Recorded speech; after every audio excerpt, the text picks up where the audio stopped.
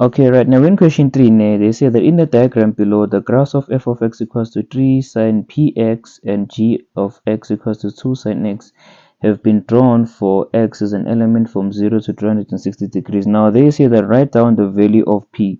So we need to write down the value of p. I know that some of you may be trying to guess what is the value of p, but the quickest way that you can actually find that value of p, can you see that the angle can you see that angle there between 60 30 degrees and 60 degrees? So we're gonna say 30 plus 60 divided by 2 is actually 45 degrees. So the angle between the two there, can you see it's 45? And can you see that its coordinate is going to be, so that turning point there actually is 45 degrees comma 3, right? So to quickly find that answer, you can just say, so we are given that f of x is equals to 3 sine px. Now what you can do, you can just say the sub 45 degrees comma 3, right? And if you do that using a different color, so you're gonna have 3 equals to 3 sine p of 45 degrees, right? Then you're gonna divide both sides by 3, right? So you're gonna divide both sides by 3, right? And then after dividing both sides by 3, so you're gonna have sine of 45p equals to 1.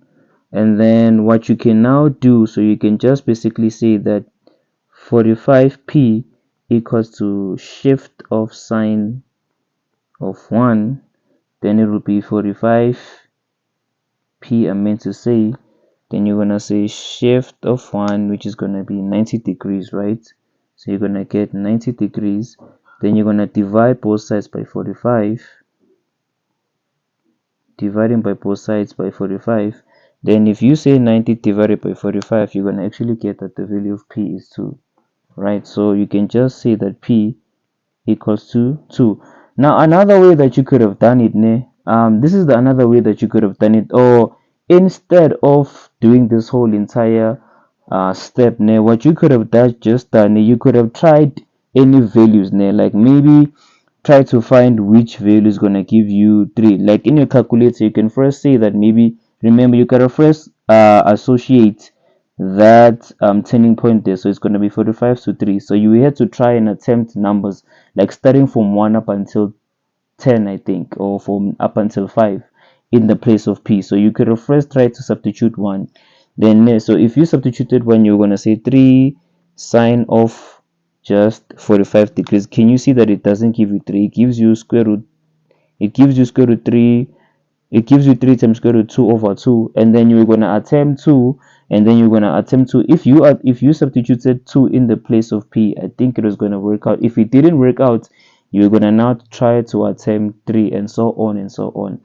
But if that is going to also be something that you could have never thought of, this is another way that you could have thought of it to find your value of p. It's either you can use a calculator to find p, or you can use this method. It's up to you, but your value of p should be 2. All right.